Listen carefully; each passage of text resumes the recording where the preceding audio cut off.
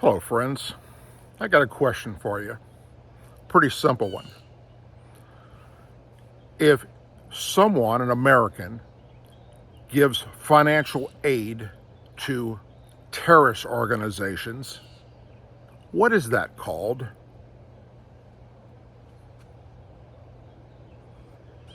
If you're still thinking about it, let me explain it to you. It's called treason.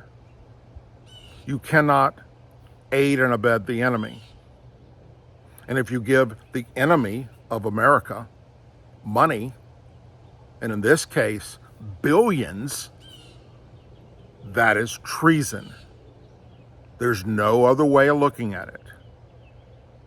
So, why am I saying this? Well, the Biden administration left behind in Afghanistan, after withdrawing our troops, billions of dollars worth of military equipment to fall into the hands of the Taliban, the same people that want to kill us and are responsible for killing American service members during the Afghanistan war and in places like Iraq.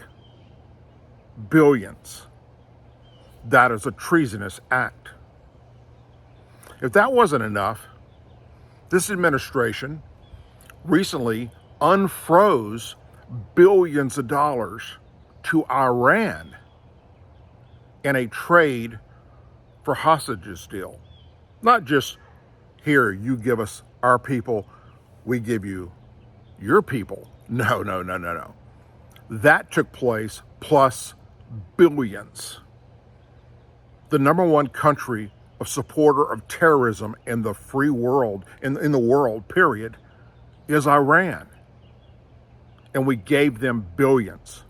That is treason. Let's see. Iran supports Hamas with all their weapons. Iran supports Hezbollah with all their weapons. And what does Hezbollah and what does Hamas want to do? They want to kill all Americans as well as Israel. Iran's even on record saying that once they have the capability of making and delivering a nuclear weapon, the first thing they plan to do is wipe Israel off the face of the earth.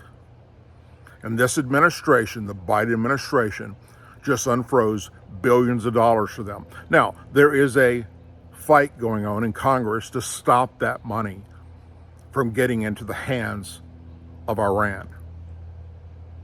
We'll see what happens there. And finally, this administration, Joe Biden's administration, just gave billions of dollars that supposedly would go for aid to Palestine. That's right. 3 days before Hamas attacked Israel, Biden gave Palestine billions of dollars that was supposed to be to help them for food and clean water and infrastructure and medical and so forth and so forth. Where do you think that money went?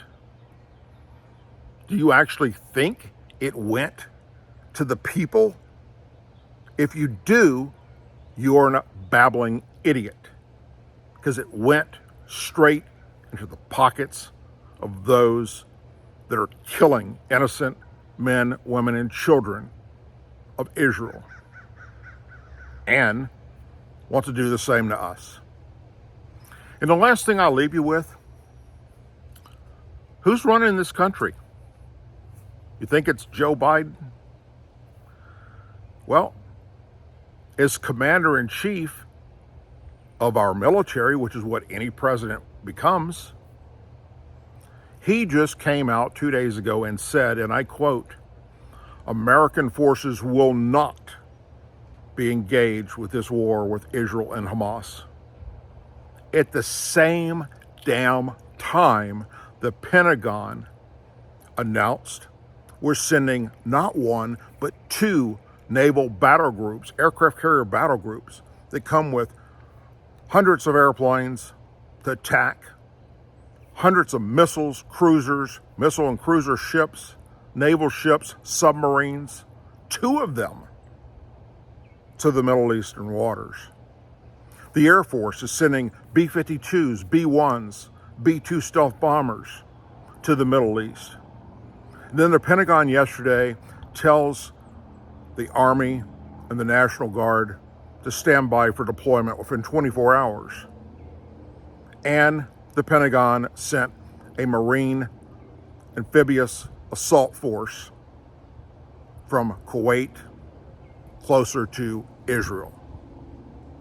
But the president said we're not getting involved. So if the commander-in-chief says we're not getting involved, what the hell is the Pentagon doing? So once again, I ask, who's running this country? Is it Joe Biden, the guy who can't think 10 feet in front of him?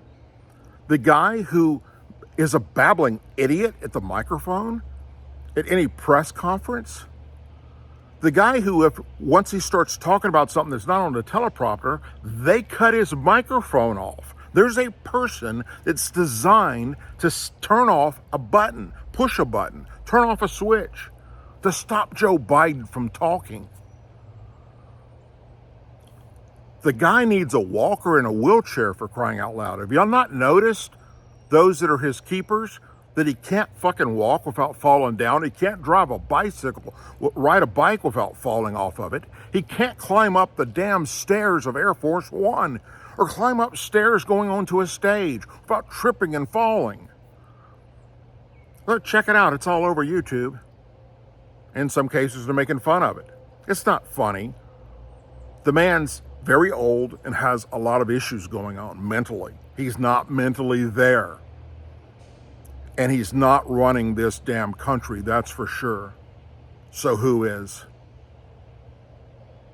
Good question. Think about it. Take care.